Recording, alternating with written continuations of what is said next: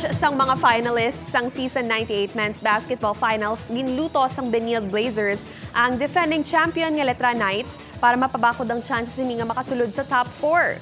Sa hampagin patigayon sa Philoil Eco Oil Arena alas 2:40 kahapon sang hapon, nagpangibabaw ang Blazers batok sa Knights sa score nga 68-55. Ang kadalagan sang Blazers ang ginpangunahan sang Negrense nga si Miguel Cortesa nga nakatigayon sang 12 points kag 9 rebounds. Sa first game nga ginhampang naman alas 12:20, nagdaog man ang San Beda Red Lions batok sa EAC General sa score nga 86-72.